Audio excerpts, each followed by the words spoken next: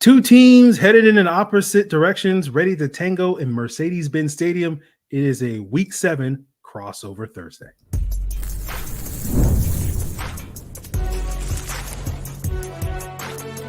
You are Locked On NFL Crossover, part of the Locked On Podcast Network. Your team every day. Welcome back, everyone, to a crossover Thursday here on Locked On Falcons and Locked On Seahawks. I'm, of course, Aaron Freeman, the humble host of Locked On Falcons, joined by Corbin Smith, the host of Locked On Seahawks. And it is crossover Thursday, presented by Prize Picks. Make sure you download the app and use code Locked On NFL to win $50 instantly when you play $5. And we want to thank each and every one of you that is an everydayer of Locked On Falcons and Locked On Seahawks that make these podcasts your first listen each and every day. If you want to join the club and become an everydayer, all you have to do is subscribe or follow for free on YouTube or wherever you listen to podcasts to get the latest episode as soon as it is available. So, Corbin, Seattle traveling to Atlanta in Week 7. Two teams kind of heading in opposite direction. The Falcons are kind of red hot these last couple of weeks, and Seattle, not so much. And what team is going to emerge? We know on any given Sunday in this league, you can have the cold team or the hot team, turn cold or turn hot at any given point. But today's episode, we'll be talking about keys to victory, key matchups, biggest stories for each team. Let's talk about big stories for the Seattle Seahawks. What has sort of led to this, downfall after that 3-0 start, 3 straight losses?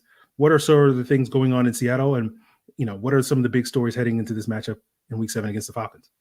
You almost feel like Pete Carroll's still on the sideline because some of the issues that the Seahawks have had that have cropped back up, it's old scars from the end of the Pete Carroll era.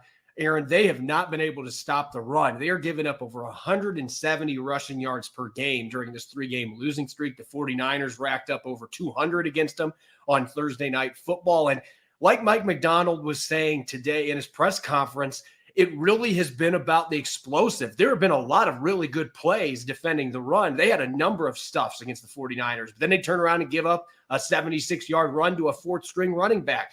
And it has been about systemic issues with their run fits. They have had issues primarily at the second level where there's suddenly these huge gaps that even Trent Richardson could run through.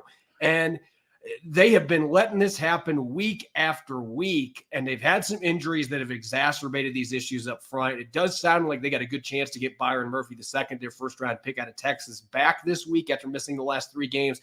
That would be a huge boost, putting him back with Leonard Williams and Jaron Reed. But at the end of the day, they're second-level guys.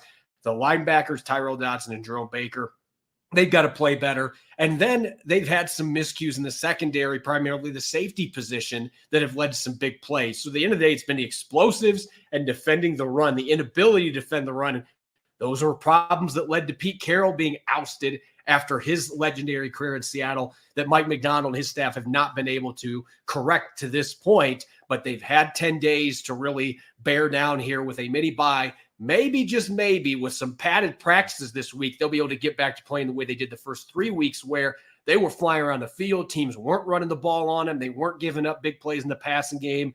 Competition had a lot to do with that, but also this team was just playing more fundamentally sound on defense. But that has been the biggest issue, and it's put the offense into a bind as well. They've got to find a way to make sure Bijan Robinson doesn't go off, and you can't let Kirk Cousins get a bunch of explosives in the passing game. If they can limit those 2 things, they have a chance. This is a team that is a good football team when they play at their best. But the last 3 weeks, certainly, they've been far from that.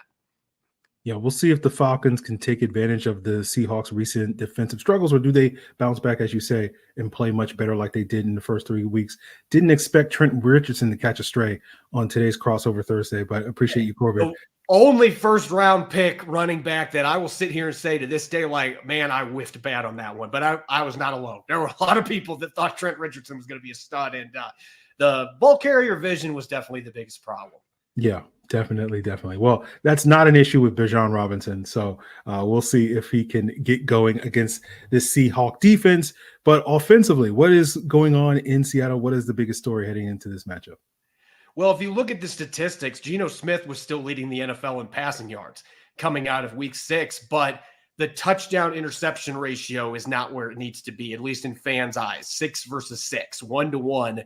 There's been a lot of interceptions that weren't his fault, that were fluky. Thursday night against the 49ers, first one was definitely on him. It was a bad throw.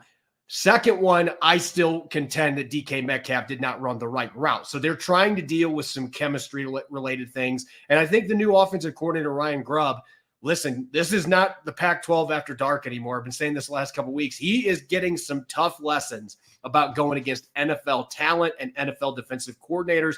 They have not been able to run the football effectively. Some games they just haven't tried to run the football. That's what happened against the New York Giants. They threw, I believe, 88% of their plays in that game.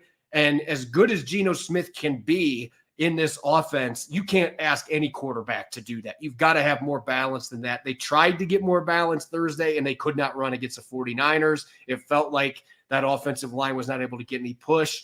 So it keeps going back to the O-line. That is really the biggest issue. And for Seahawks fans, it feels like a broken record because this has been deja vu every year for like 14 years. Even when they were winning Super Bowls and getting to Super Bowls, the offensive line was not a strength for them.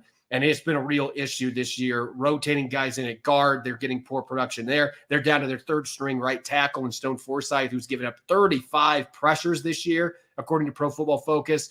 So everybody that wants to point the finger at Geno Smith, like, you would probably have 1 or 0 wins without Geno Smith this year.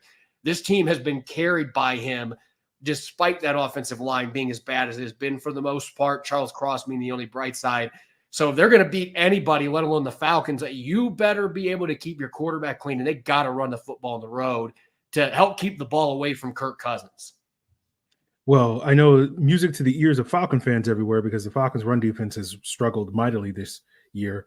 And so if Seattle is not committed to running the football or not running the ball effectively, maybe, just maybe, the Falcons' run defense will actually look good for once for the first time this season. And certainly given the offensive line concerns, I think that is also music to the ears of Falcon fans just because the Falcons' pass rush is the worst in the NFL with only 5 sacks in 6 games. And so, you know, hopefully they can feast on Stone Forsythe. That's where Matthew Judon typically lines up, and that's the Falcons' best pass rusher alongside Grady Jarrett on the interior. So we'll see if those guys can get going against this Seahawk offense, and we'll see what else is in store for this matchup as we flip the script moving forward on today's Locked On Falcons, Locked On Seahawks crossover Thursday, talking about some of the big stories for this Falcons team headed into this matchup, including whether or not this Falcons offense can continue to exploit the Seattle defense in the way that other teams have done so far this year. And we'll get into that, guys, as we continue today's crossover Thursday.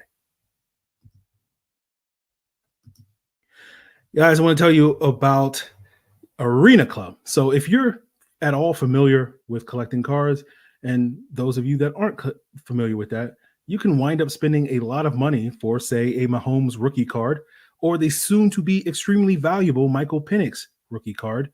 And I want to help everyone save money thanks to the slab packs from arenaclub.com. It's now possible to score gem mints for a fraction of their retail price. Arena Club is the only repack that provides real value, a complete view of all possible cards, and clear hit rates for each one. Arena Club slab packs are revolutionizing the repack game with transparency. And after your pulls are revealed, they'll immediately be placed in your showroom for safekeeping, selling, trading, and auction. And whether you're buying, selling, trading, or displaying, Arena Club is the card collecting platform that you have to check out. So right now you can get 10% off your first slab pack or card purchase by going to arenaclub.com/LockedOnNFL and use code LockedOnNFL. That's arenaclub.com/LockedOnNFL. Code LockedOnNFL for 10% off your first purchase. Now, we are in the midst of football season, but basketball season is peaking around the corner, and it's time to get back into the arena with Game Time and check out Game Time's new feature called Game Time Picks, and it's making getting tickets to see your favorite teams play even easier. Game Time Picks is filtering out the fluff to show you only incredible deals on great seats, so you don't have to waste time searching through thousands of tickets. And then when you go to the Game Time app, toggle those all-in prices on in the app so that you don't have to worry about getting hit with hidden fees at checkouts. And, you know, what you see is what you get with Game Time because of the panoramic seat views. So you can pick out that perfect spot to watch your favorite basketball player drain that three-pointer or get in the football stadium to watch Geno Smith or Kirk Cousins throw the perfect touchdown. So whether it's football, basketball, or other sports, comedy, music, theater, whatever event is near your Game Time is taking the guesswork out of buying tickets by downloading Game Time app, create an account, and use code LOCKEDONNFL, and you'll get $20 off your first purchase. Terms apply. Again, create an account and redeem code LOCKEDONNFL. That's LOCKEDONNFL for $20 off. Download Game Time today. What time is it? Game time. So getting into the biggest stories for the Atlanta Falcons here on this crossover Thursday with myself, Aaron Freeman of Locked On Falcons, and Corbin Smith of Locked On Seahawks. And Corbin, we talked about this before we jumped on the air, and I know that you already mentioned the Seattle defensive struggles as of late, but I think this game is interesting to me in terms of the biggest story for the Atlanta Falcons is this is the first time in a couple of weeks that the Falcons are facing a potentially, and I stress the word potentially, based off of how Seattle played the first 3 games, not the last 3 games, a legit defense, right? And I think because of the Seahawks struggles in recent weeks, that gives you a lot more confidence with this Falcons offense that has been red hot the last couple of weeks, dominating Carolina Panthers on the ground, dominating the Tampa Bay Buccaneers 2 weeks ago on Thursday night through the air with Kirk Cousins having 500 yards. And so the Falcons offense is kind of getting into this kind of pick your poison where it's like, hey, we can throw against you, we can run against you, and that's going to be a challenge for most defenses. But I think because of Mike McDonald's reputation and the early season success as well as his success against Baltimore, I think he can throw some wrinkles at this Falcons defense that can maybe, derail some of their hopes. And so I think this game for me is kind of a big test moving forward over the next couple of weeks, because after this game, you have Tampa Bay, which we've seen the Falcons offense roll on that defense. You have New Orleans, you have Dallas defense is struggling mightily. You don't really face a real defense, at least on Atlanta's schedule, in terms of like a real formidable defense that you're nervous about until you face the Denver Broncos ahead of their Week 12 bye. And so, like, to me, if the Falcons can pass this test and show, this Seattle defense to be more like the defense that we saw against the the San Francisco 49ers last week, that's going to be a really strong indicator that, this Falcons offense is really going to hit their stride and keep this thing rolling with this momentum over the next couple of weeks and hopefully the rest of the season as the Falcons, desperately try to get back into the playoff picture, after 6 years of missing the playoffs. Yeah, this is really an interesting matchup in the sense that you're going to have Seattle coming in. They're tied for first place in the NFC West, but they're 3-3. They've lost 3 straight games. There's desperation here, and they have lost all 3 of their games against NFC foes. So if you get down to the wire at the end of the season, that is a huge problem to have to deal with when you have lost games to NFC foes from a tiebreaker standpoint. So this is going to be a desperate Seahawks team that is coming in, and they're going to be looking to play at a higher level on defense. So I do think this can be a litmus test for the Atlanta Falcons to really see where they're at, especially if Seattle is full strength, when it looks like they're going to be much closer to being full strength than what they were the last 3 weeks when they've had a number of defensive players in and out of the lineup. But I'm curious for your thoughts on Atlanta's defense coming into this game, because you and I were talking about it before the show, and this has not been a defense that has been necessarily dominant. They have found ways to limit teams to field goals, however, and Seattle has an offense that has been consistent at putting points on the board, but they haven't necessarily been able to engineer a lot of long drives. And the run game, as I mentioned, has been kind of non-existent for most of the year. They've had their moments where Ken Walker III's exploded, but what are your thoughts on the Falcons defense coming in this game when you know that the Seahawks, even with their O-line woes, they do have a lot of weapons in the skill positions, and they have a really good quarterback in Geno Smith? Yeah, I think this is the game that if Seattle can't move the ball effectively against this Falcons defense, then I think you do need to maybe panic a little bit if you're a Seahawks fan, because the Falcons defense, while they've made the plays in the fourth quarter to help them win several of these games this season, they are a bend but don't break defense. They are a team that is allowing, I think, either they're 1 or 2 in the NFL in terms of the most 10+ play drives allowed. But as you mentioned, they, don't give up a ton of touchdowns. They've been pretty good in the red zone. They don't give up a ton of explosive plays. They've given up the least amount of 20+ yard plays in the NFL this year. And so this is a team defensively that is going to concede yardage. If you want to run the football against the Atlanta Falcons, you're going to find success. I think they're 26 in run defense currently in the NFL.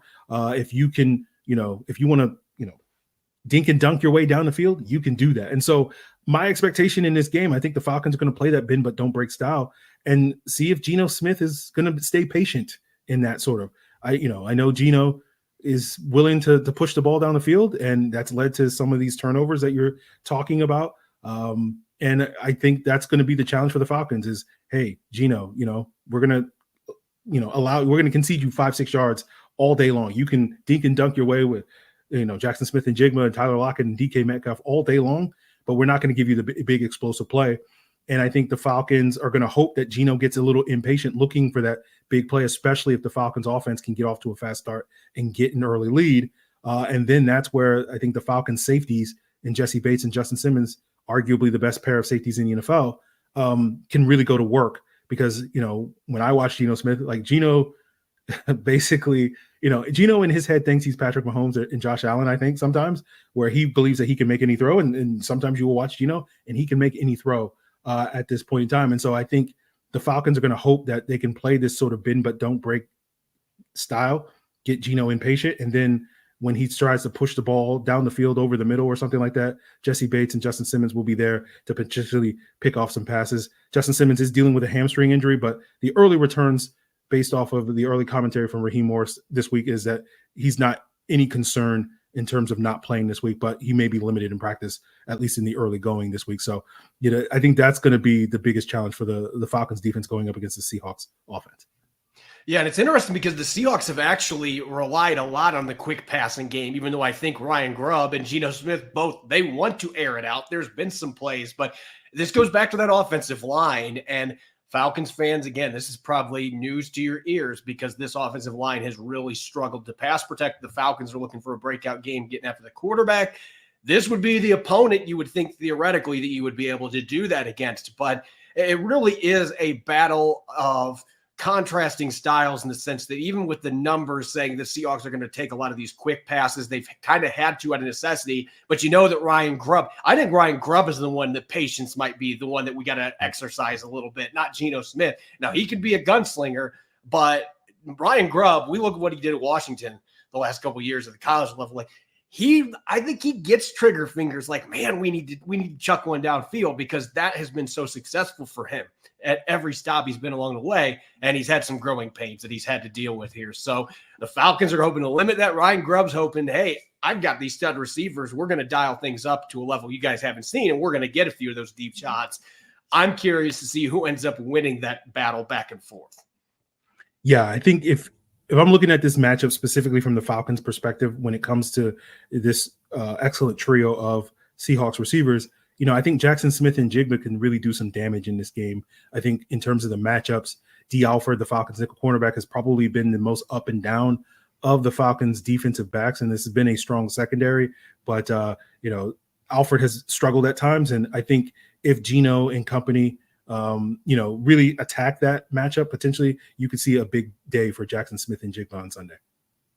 Really looking forward to this game and looking forward to the keys to victory coming up because these two teams, they both have talent, but again, they're going in opposite directions. The Seahawks hoping to curb that losing streak. The Falcons looking to keep the foot on the pedal with that multifaceted offense that's been giving teams so many problems here as of late. Yeah, and so we will talk about keys to victory, 3 for each of these teams to come away with a win on Sunday, and we'll break that down as we wrap up today's Crossover Thursday. So NFL fans, if you're looking for a big return, head on over to FanDuel, America's #1 sportsbook.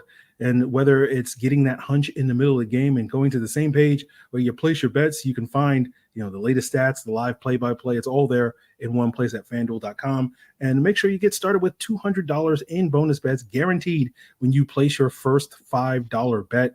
If you want to take the Falcons or Seahawks, Atlanta is favored by 3 points at home in this game.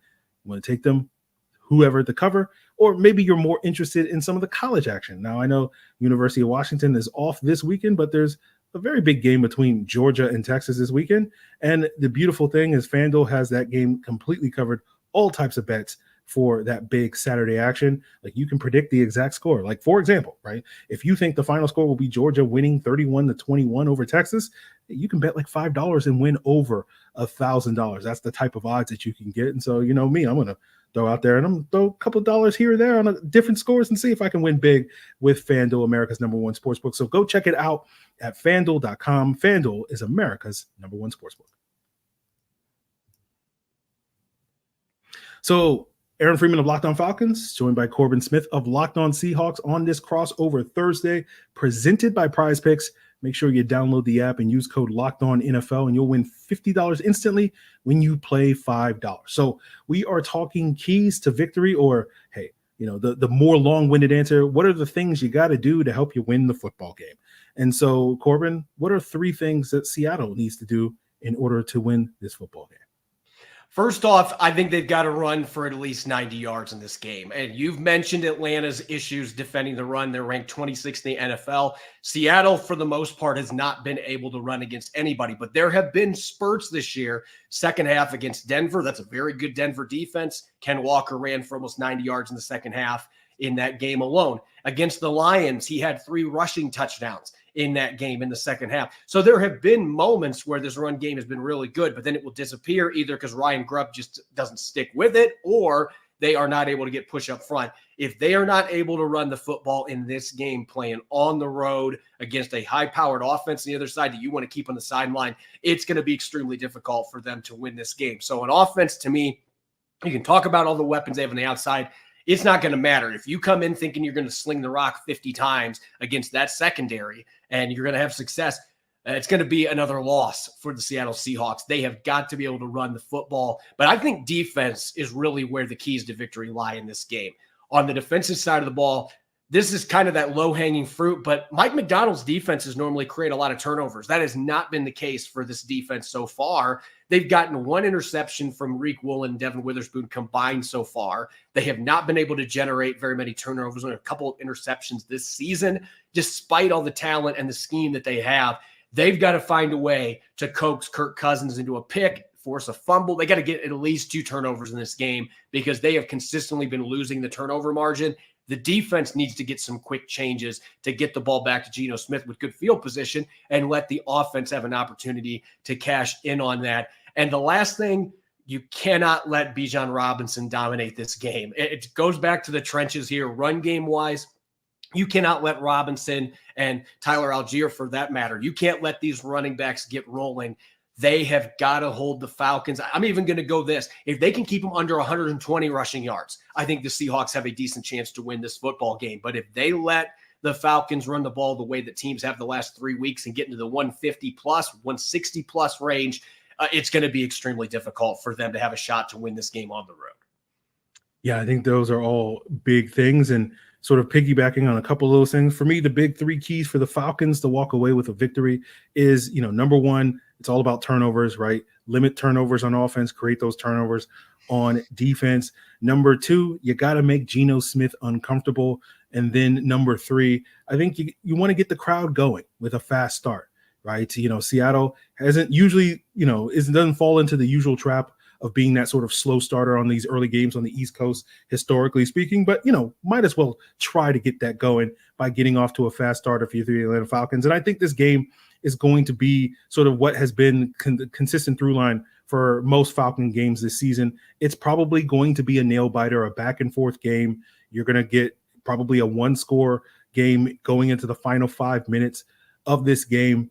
And so for me, a lot of those keys to victory for the Falcons are kind of set yourself up for success so that you can be better in a position in those closing minutes to make the plays. And so ultimately, the team that's probably going to win is the team that makes the most plays in those final 5 minutes, or potentially has the ball last and gets that last opportunity to kick that game-winning field goal or that go-ahead touchdown or whatever in the closing minutes. So I think with turnovers, if you can create turnovers, you're going to set up your team for success and limit your own turnovers. And I think with getting Geno Smith uncomfortable, going back to the point earlier with the Seattle offensive line struggling, can you get pressure on the quarterback, something that has been sorely missing from the Atlanta Falcons, as well as going back to the point where you're going to play this bend but don't break defense. And as you pointed out, Corbin, less maybe Geno Smith and more Ryan Grubb. They want to push the ball down the field and sort of, get them, and that's where the fast start, like get them behind in a game where they feel more compelled to want to push the ball down the field rather than taking what the defense is going to give them, which is that bend but don't break style and that dink and dunk stuff.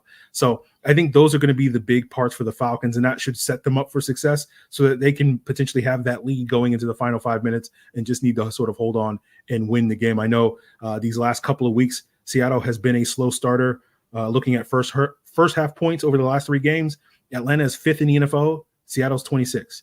Looking at second half points in the last 3 games, Atlanta is 15th and Seattle is 2nd. So if Seattle's lost all 3 of those games. So if you can get them starting off slow, again, get that Atlanta Falcons offense starting fast and force Seattle to play from behind, I think that's going to set up Atlanta for success. But with that 3-point line, Corbin, how are you feeling about how this thing, breaks down?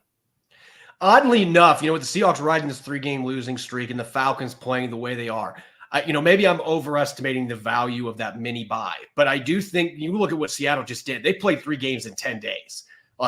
They had a gauntlet there in terms of playing 3 games that felt like they were just back to back to back, and they didn't have a chance to really catch their breath. They've had that the last 10 days.